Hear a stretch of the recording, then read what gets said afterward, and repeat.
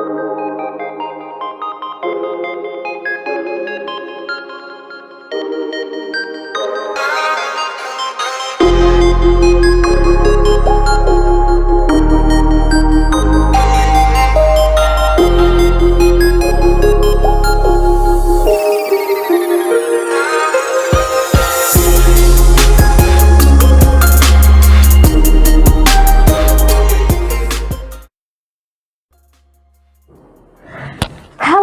everyone, how are you? I want to give y'all some virtual hugs. Just a big virtual hug. There was a show when I was a kid called Bear in the Big Blue House, and the bear would go into the camera and like sniff. So this is my thing. I'm going to give you a big virtual hug. I know last week we talked about mental health, and I'm carrying that topic into this week because it was a lot that we didn't uncase. We talked about some really meaningful things about, socioeconomic standpoint, social media, and we also talked a little bit about self-love and negativity. But this segment, I wanted to talk more about, the opposite side of things, about our professionals, what they see going on in our areas. So this week, I have Miss Shawnte West with me. And so she is going to go ahead and tell me a little bit about herself and what she does. Thank you, Thicker Thoughts. I was just going to town. I was so excited. Didn't even take myself off mute there. But I'm Shawnte West. Thank you guys for having me here today. I'm a social worker here in Louisville, Kentucky. And I'm also a policy instructor at Louisville Kent School of Social Work. So I also organize here in the community, and that's pretty much what social workers do. We connect people to resources. We connect people to therapists. We are the therapists. We help create policy and legislation. We're supports and advocates to people all throughout our community. So you can see me wearing a number of different hats throughout Louisville. So I really appreciate being able to be here and extend that conversation about mental health and well-being and what that looks like for Black folks here in Louisville. Yes, and it's something that's so needed, especially right now with what we have going on in society. I know a little bit before we started on camera, I kind of was telling you a little bit about myself and having to go to school during the pandemic and what it felt like to be trapped in during that time. So now that we're out of that time when we were turning a different leaf in our society, would you say that it's made like a impact on the mental state of our community? There I go. I'm old, y'all, so you gotta bear with me on the mute. So of course that what you just saw right there, that's another impact, because you're bringing older people like me into being forced to work with technology. The frustration of different people in the community that don't even have access to some of these resources that we're using even to have this program today. So you have impacts with domestic violence because people have been in closed spaces and not having as much opportunity to, when they need to blow off steam, to be able to just go take a walk around the block or maybe go shopping or something like that. And then you have parents who are frustrated, that are dealing with lack of employment, that are dealing with health issues, all while trying to parent children who they've become almost full-time teachers to. So of course, there is huge impacts that we're seeing that came from the COVID-19 pandemic. And so not necessarily everything that was impacted during the pandemic was a negative thing, though. I think especially for the Black community, that we took a greater opportunity to look at our mental health and well-being and act upon the things that were making us uncomfortable, that were making us uptight, that were having us to act out sometimes in violence or in ways that weren't serving us or serving our community. So there were impacts really on both sides of the house. And it's hard to say that sometimes. I think I was having a conversation with a couple of friends the other day, and one of those people had lost a family member during COVID. We all have different experiences, and we have to be able to talk and process that. And I said, while we did have people that were lost and people that just had difficult time with physical ailments due to COVID, it also allowed some of us to be able to retreat, to be able to work from home in some spaces and be able to care for our children, be able to care for family members in a way that we were not able to attend to before. And we also recognized that we needed a lot of times outside help to support us in being our best selves. So that looked like connecting with therapists, that looked like joining support groups or parenting groups, like you look at, like here in Louisville, Play Cousins, for example. They were really doing a good job in the community, but during the pandemic took off even more because people saw them as a reputable support in the community to help when people were trying to teach their children from home for the first time, or were trying to just find support as parents with folks who look like them. Yes. And I know, especially during COVID, we were going through a movement within itself. Our people were going through a movement, and we were being locked inside of our homes. A lot of us fearful of what was going to happen the next day. Waking up to not only alarming rates health-wise, but waking up to an alarming news justice-wise in our Yes. government. So do you think that those things kind of rebooted how people look at reaching out for help, like where they start? Yeah, and I think one of the things that's interesting during the COVID pandemic, there was research that came out that said that people that were out in the streets protesting were akin to people who were suffering war in their countries, and having experiences like refugees. And so it's really interesting to step back now and look at the uprisings in Louisville, Kentucky as a really great example of, at a time when the rest of the country, or even large swaths of the country, because we also had a lot of uprising testing going on in Milwaukee, and with George Floyd and all of that experience, that we weren't able to stay in the house as much as everyone else because we were out talking about these injustices that our community experienced. So we kind of had like a double whammy of trauma there, that here we are in the midst of this pandemic that the entire country is experiencing. And we also have this unique experience of a social political uprising that was sparked by the murders of some of the citizens of Louisville, of Milwaukee, of Minneapolis, to kind of put a lot more pressure on us. And so I think that folks started realizing that with so much pressure on us, again, we had to reach outside of what we traditionally knew to keep ourselves well.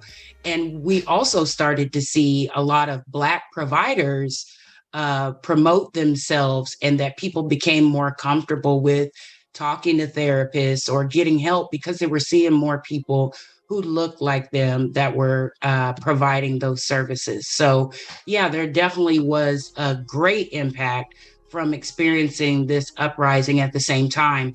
And kind of like you said, we were talking about before we got on, that your experience as a new graduate during the COVID pandemic. So we're thinking of the intersectionality of all these different experiences that people had that were impacted by any one of these things. So what does it look like when you're graduating from college and we're in the middle of a pandemic and people are just wanting to get unemployment checks and you're really wanting to get out there professionally and secure your career at probably the one of the worst times to be freshly in the job market or with new credentials, so there's many of those impacts. Yes, just thinking, I'm kind of just reflecting back. My senior year, I got involved in the movement and I went on to graduate. And it was, I guess, from some of the things that I've done in the movement, it was kind of hard for me to find that job placement that I needed. And it was throwing me back into a locked in state of mind like I was during COVID. Like it was taking me back there. So it's just kind of like the world itself was on top of its head. And I don't think that people realized that they needed help until we got into a crisis state. Like I call it a crisis state of mind. Like everybody's mind was put into a crisis and we all just kind of stopped. Everyone's mind was.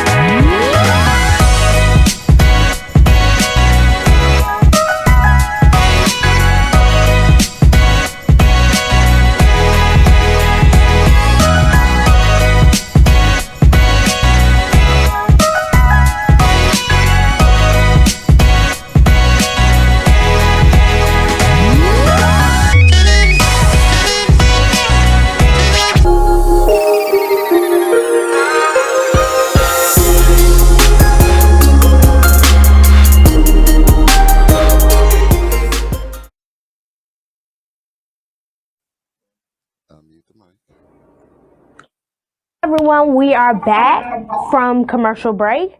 I just wanted to, once again, thank Miss West for coming on today. And my earring fell out. What a way of the universe. But I wanted to thank Miss West for coming on today. So can you tell me a little bit about what was your job like within that moment? Well, and I work in child welfare, so that looked really different. That looks like families being able, or their only opportunity to talk to each other was in a Zoom room like we're doing, here today. There was a long period of time when families were separated and weren't able to physically touch each other, who were caught in the whirlwind of that. At the same time, as a social worker, we go and meet people where they are. So that meant that while the rest of the world was able to stay at home, that if there was a child that needed help, that we would go out and make sure that kids were safe wherever they were at. If they were at home, if they were at a hospital, if they had COVID.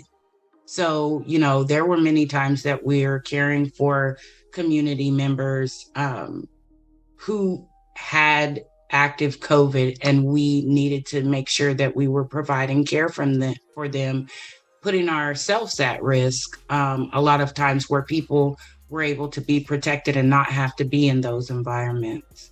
So I think that that was very difficult because a lot of social workers got to see firsthand some of the struggles that families that were already struggling in poverty had to experience when this pandemic came down on them as well. But I think one of the good things, and I said earlier that I like to talk about the positives as well as the negatives, that we also had legislation that came out that impacted families in positive ways. So we had, all students receiving PEBT benefits. And that was, we saw that parents were able to get these tax rebates. And so that was able to pull, I think, in the first month of receiving those benefits, that we pulled 50% of children out of poverty. And so a lot of the people that social workers come in contact with a lot of times are suffering from issues of the impacts of poverty, not necessarily that these families are wanting to abuse or neglect their kids. They don't have the resources that they need to provide care for their families due to many systemic impacts from the criminal justice system, the child welfare system, even the labor market that didn't necessarily treat people that are Black and brown in the same way. And so you saw a lot of our Black and brown families were in positions just like social workers of being on the front line. They're your grocery store workers. They're the people that work in your medical facilities. And so oftentimes a lot of people that were out there on the front line, like I said, with social workers, were Black and brown people. And we saw a lot of our community lost physically, through death, and just impacted as far as a lot of those frontline service positions that we saw, they don't have vacation plans. And so when they had to miss work because they were sick, we saw those impacts. So the good thing was being able to have legislation that did kind of fill in the gaps in the meantime until those families could get back on their feet. It also provided a positive in that now we have information to support policies like this that alleviate poverty moving forward in the future, because we can see that it did work. And it's unfortunate that it took a pandemic for us to be able to recognize that. But that is one of the positives that we were able to see that came out of such a negative experience. Yes, and I don't think that a lot of people think about the idea of poverty and where it put us during the pandemic, especially within our communities in Louisville. My mother is a first line worker. She is a licensed dialysis technician.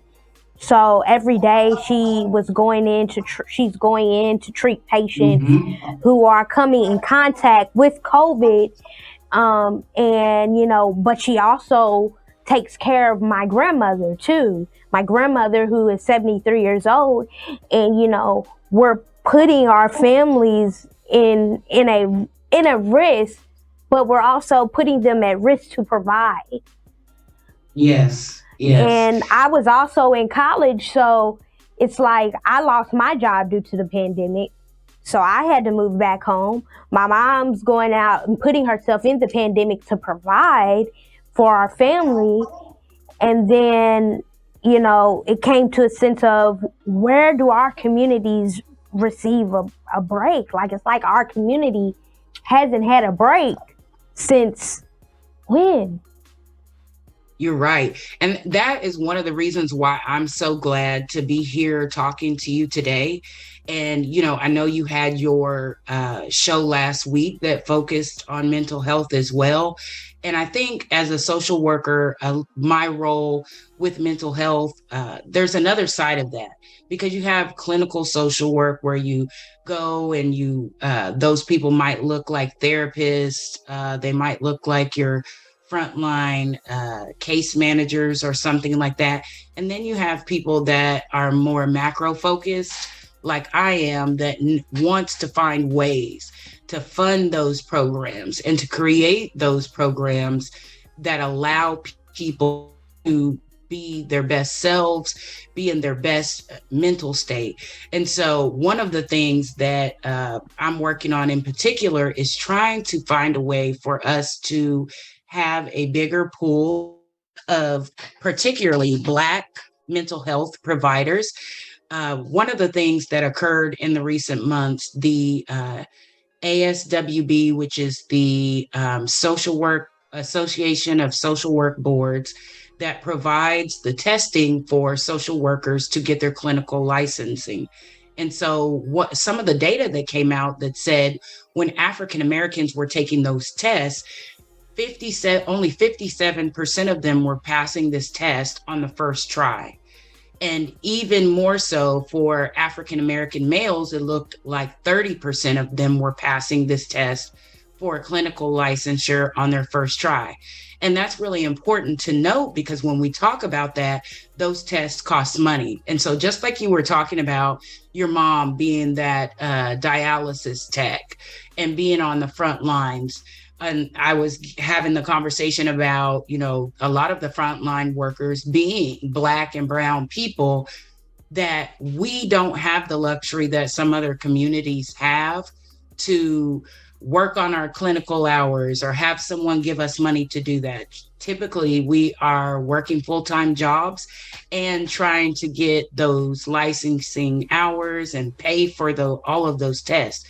And so it's really unacceptable that we see bias in tests like that we're continuing to pay more to treat people than other communities because we see things like testing bias, like we do in a lot of other systems as it pertains to African and American people. And so with that said, I'm doing a lot of advocacy, talking with legislators, talking with Metro Council folks, talking with philanthropists in the community about finding a way to fund the testing fees, the licensure fees, the study group fees, and for Black clinicians to be licensed. So we have an opportunity to receive treatment from people that are culturally competent, that we feel comfortable sharing some of our deepest traumas and needs as far as our mental health well-being with. And so that's something really important that I'm advocating for. And so, like I said, you'll have those clinical people that provide the direct service to you. But I am one of those people that I'm trying to change the trajectory of what it looks like for us to be able to access those services in our community. Yes. And people don't know, I don't think people realize how important it is for us to be able to have those professionals that look like us, that can culturally relate to the things that we go through in society. On the last episode, I shared that my father died from suicide. I don't think that at that age, the help that I was receiving was connecting with me culturally, because they don't know the stresses and the things that we go through as a person of color in society. So especially during COVID, and also going through me trying to actually get into the workforce, I see that, it's harder for someone that looks like me going through the pandemic, trying to put themselves through the pandemic and going into the workforce. So I commend you for what you're doing and going out into the community and trying to push for a change. Yeah.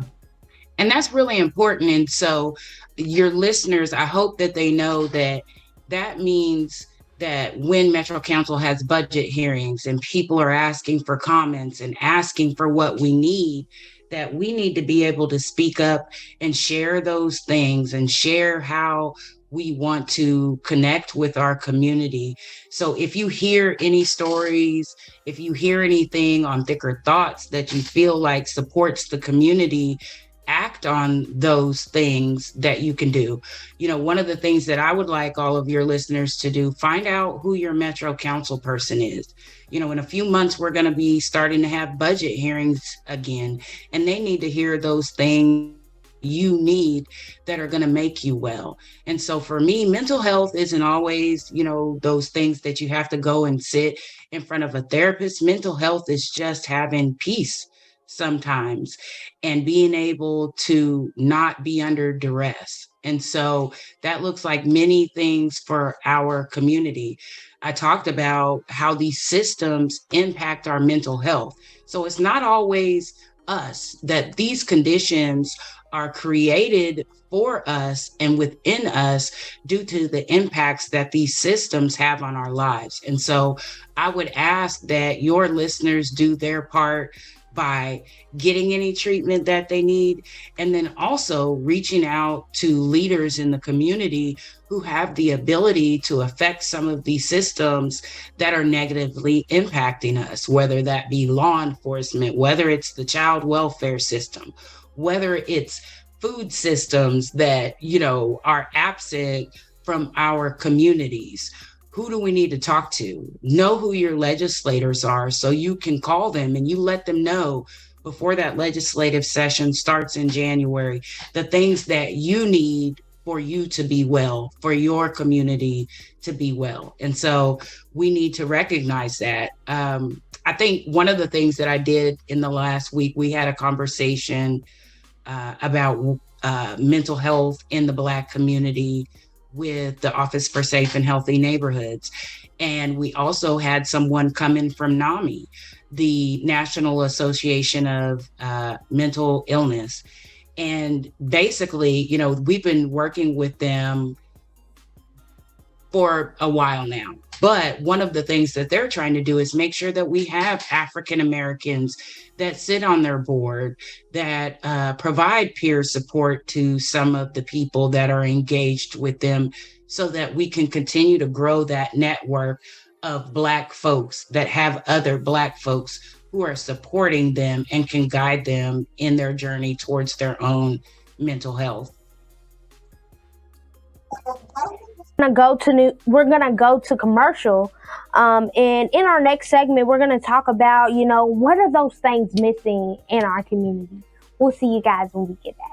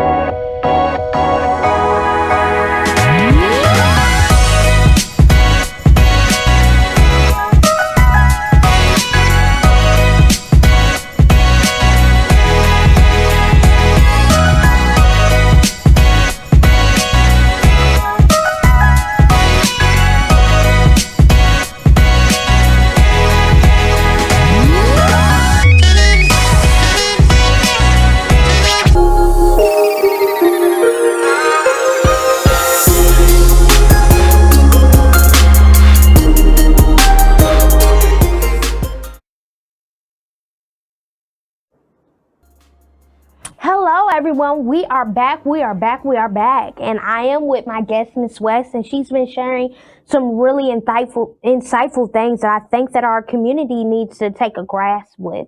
And where we left off is I kind of wanted to talk about the things that our community are missing.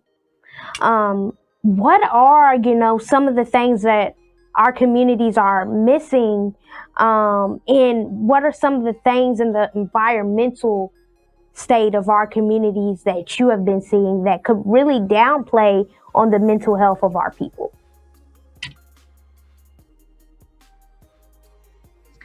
I think immediately I always go to assets. And I'm turning that around just because I think that too many times we operate in a deficit mind state. And I think that we should work from some of the positives that we have to build upon the things that are successful. So I'll kind of flip that around. I'll talk about two things resources that I think are really impactful for our community and how we can grow upon that. One is the Minority Mental Health Project. The other is the Racial Trauma Center at Spalding. And I'm forgetting the specific name. I think it's the CCC some way, with Dr. Stephen Nifley, basically that are providing spaces for African Americans to receive treatment from, again, people who look like the communities that they serve, and advocating for mental health and well-being programming with some of those grass top organizations or some of those philanthropists that are looking for projects or things to fund. And I hate to think about African Americans as a project. Unfortunately, sometimes that's why people come into our communities and want to provide things for us. So now I'll move into the deficit, like you asked me about, and the deficit is just not building upon our own strengths. Within our community, I believe that we do have the resources that we need. It's all about how we organize and how we come together to utilize those resources that are already within our community. And so what we need to do is look towards prevention and not be working in crisis mode at all times, or, playing defense, that we are waiting to provide mental health services after something major happens, and building that system, like looking at the COVID-19 pandemic, looking at the uprisings, particularly here around the murder of Breonna Taylor. Why weren't we beefing up these systems before these things took place? And so now we'll never know what could have been if we would have had those systems in place to address some of the needs of the community. Unfortunately, since the uprisings have occurred, and you talked about your experience with your dad, suicides for African Americans are on the rise. And so we need resources in our community to educate Black folks about suicide, about how to seek help, and to have support groups to say that there are other African Americans who feel the way that you feel.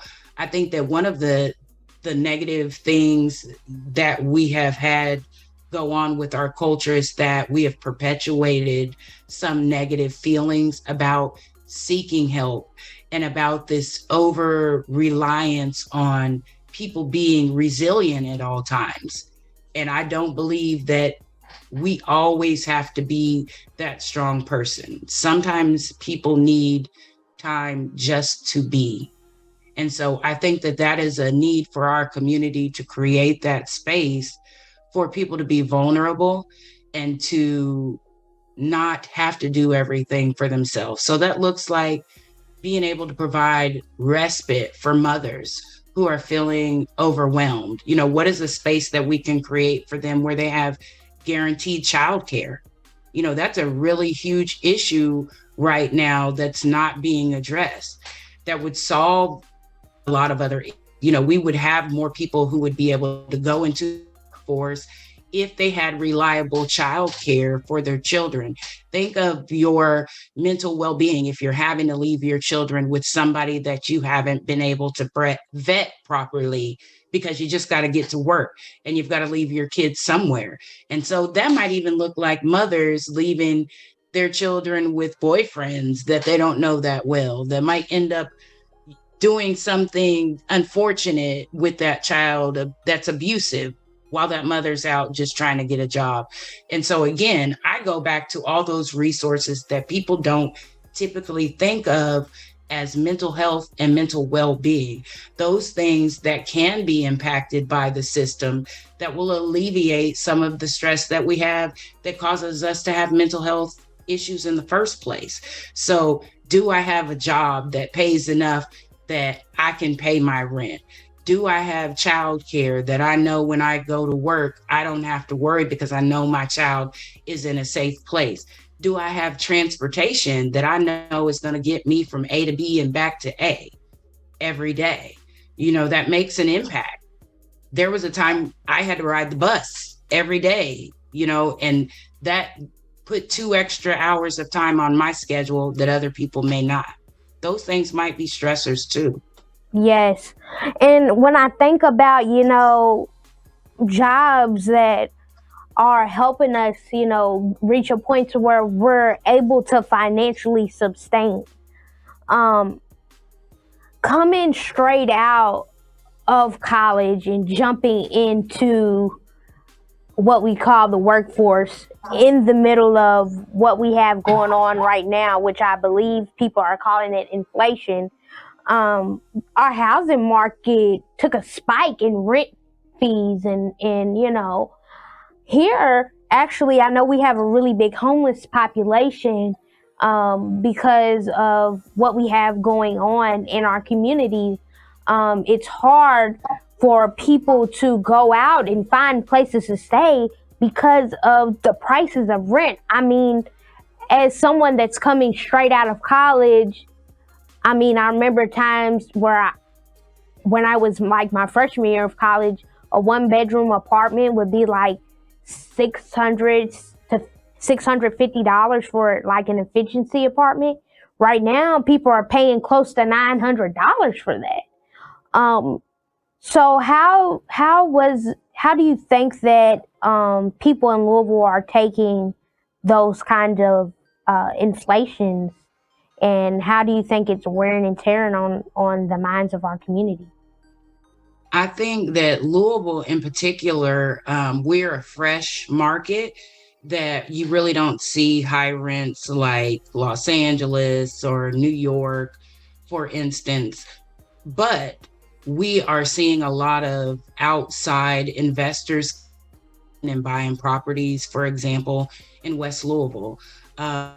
In West Louisville, I think they said that the percentage of renters is about 60% of that population there. So these rents are impacting people that often don't have opportunities for home ownership, that they just have to suffer and deal with the increased rent. And so what that looks like is it looks like a time when we saw the great migration to the north from the South back in the day. So we'd see people moving from Mississippi to Chicago.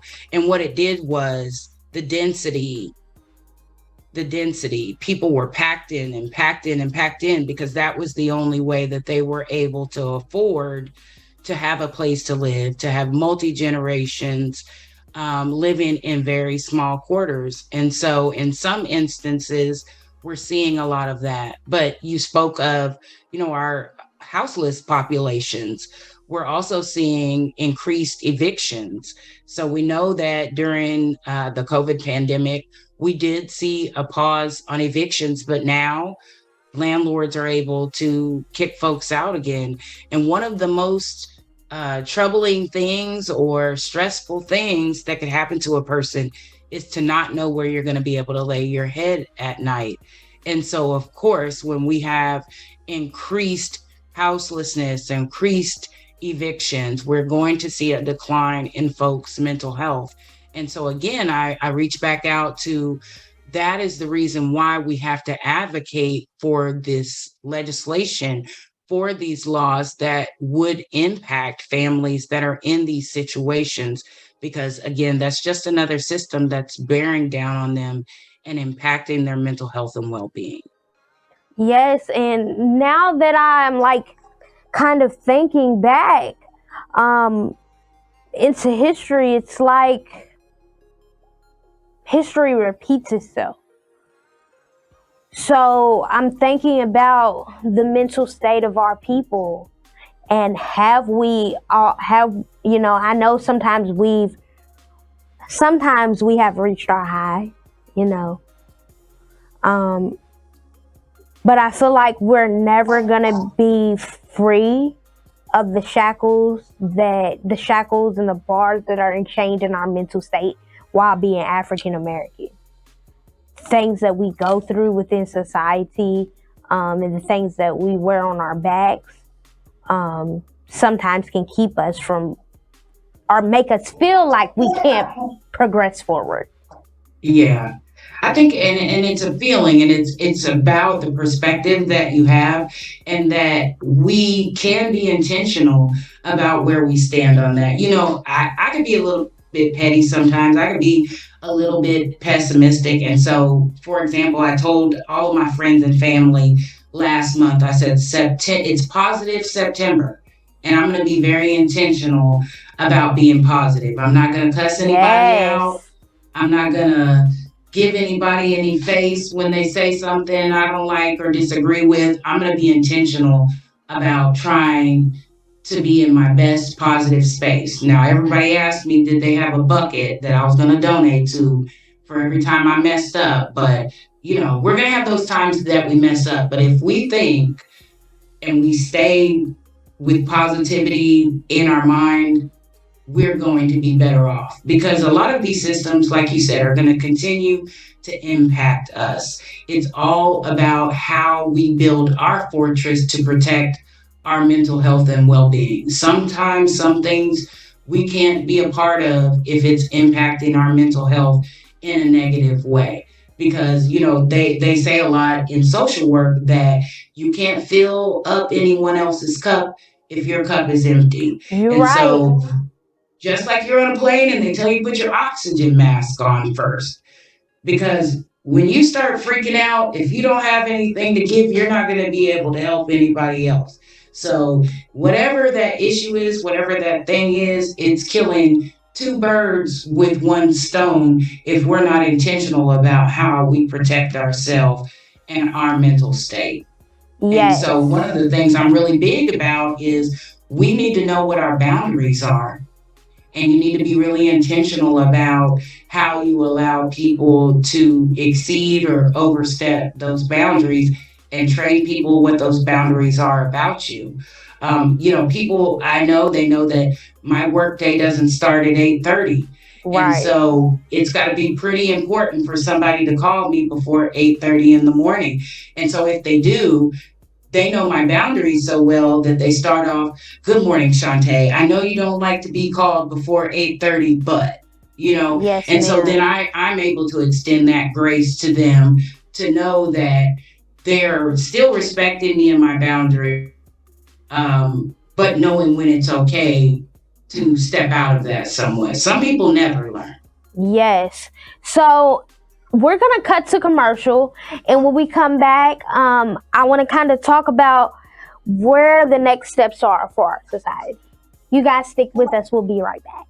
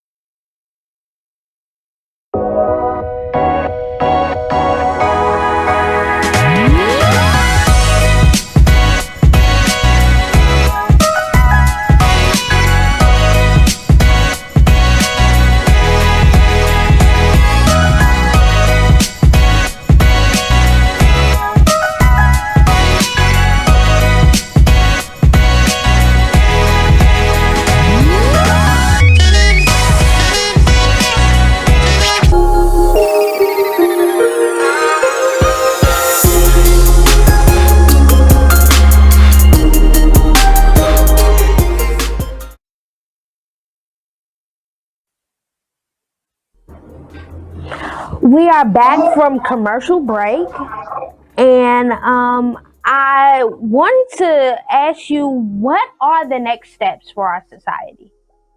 What do you think? Where should we go? Well, I think the next steps for me are making sure, like I said, you reach out and you learn who your elected officials are. I think that we need to look at the levels that we can impact the systems. And part of that is knowing our legislators and the people that represent us. So when we have a concern in our community, that we know who to reach out to that can impact some of the systems that touch us every day. As far as our personal mental health and well-being, seek out a therapist. If you need one, it's okay. If you don't feel like you need a therapist, there are support groups that address almost every ill that we have today. And again, we just talked about this before we went to commercial break. Create boundaries for yourself and be intentional about your mental health and well-being, and know that you are the authority of you and you know what's best. And even when you don't, have a resource that you trust to be able to support you in making the right decisions for your life, for your community, for whatever situation that you are experiencing. And then continue to support programs like Thicker Thoughts that are out here advocating for the community and talking about the things that are important to us. Reach out, send this sister a letter of support and let her know that you are seeing what she's doing, that she is trying to use the resources that she has to give back to the community to make sure that we are well. And then the last thing that I want to say, because I want to really go out on a positive note, is that we should always find the positive. That is something that culturally in our tradition as being here as African Americans that has carried us over. I wake up really early every morning, and one of my vices, I like to look at Facebook. I'll look at Instagram. I know some of us have that as a vice, but the things that I love most is to see Black joy, to see Black people doing something good, singing a song, telling a joke, making a dress, doing ballet, whatever it is. Find joy in the things that we do. And sometimes I drop a tear because I feel so blessed to wake up every day and be able to be Black, even with the things that people try to put on our backs, that people try to put on our experience here in this country. We have still survived and been successful, and we are some of the most clever, intelligent, beautiful, funny, humble, giving people on the planet. And be blessed to be a part of that, and recognize that as many negative things as people try to say about us, we are still, like Suge Avery said, or maybe it was Celie in The Color Purple. Y'all gonna get me if I'm wrong. I'm saying it was Celie and it was Suge. But God, I'm still here. And so that's a blessing in itself. So just be intentional in the life that you live every day and find the resources that support you being your best you. Yes. So, Miss West, can you tell my viewers where they can find you, and if they're wanting to, get in contact with you in any sort of way, is there any way that they could reach out for, some information? That is a great question. And you know what? I am just everywhere, somewhere, and nowhere. So you can reach out to me on Instagram, but you know what? I think it's private. So I'll put my email out there. You can reach out to me at missshawnte@gmail.com. That's MSSHAWNTE@gmail.com. So I look forward to any emails or questions that you have, or any resource links that you may need for mental health providers or spaces that will address any issues or concerns that you may be having. Yes, ma'am. So I want to really thank you for coming on today. And I also, just want our people to really take heed to everything that you're saying, and really, have time to, listen and take heed to everything that we talked about and how they can make a change in our community. So I want to thank you for coming on today, and hopefully I'll be able to have you on again. Yeah, and thank you, Thicker Thoughts. Y'all keep doing what y'all doing. Yes, Red. Can I get one flip? Can I get a flip? Can I get a flip before we go? That's right. Because you can Thank be cute. You can you. be cute and still smart. Yes. Thank you. Thank you so much.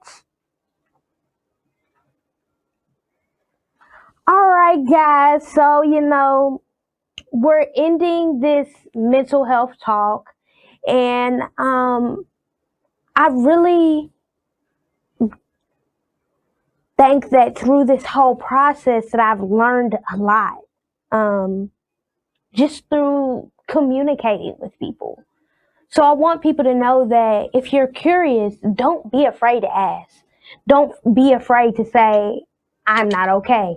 Where should I take these steps? What steps can I take to get involved? And don't be afraid to reach out. If you need to reach out to anyone, or if you need any help or any guidance, I am here to reach out to you all and help you. So if you want to reach out to me, my Facebook name is Tracy Scott. Y'all want to reach out to me, you can reach out to me on Facebook, and I will feel free to send you guys some resources and some help. I want to thank y'all for, watching, this 2-part series, because I know that we talked about a lot, right? So I just want to thank you guys for sticking with me and, being there through times like this where I want to talk about not so normal and hard things, not those soft topics. So I want to thank you guys for letting me educate you and being your buddy during these times. And if you ever need a buddy or you ever need some assistance, feel free to hit me up, comment some stuff in my comments. If you got, suggestions for me, feel free to put them below. Thank y'all for riding with me. I'll see y'all next. I'll see y'all next. I'll see y'all next episode. Ooh, ooh, ooh, ooh. Peace.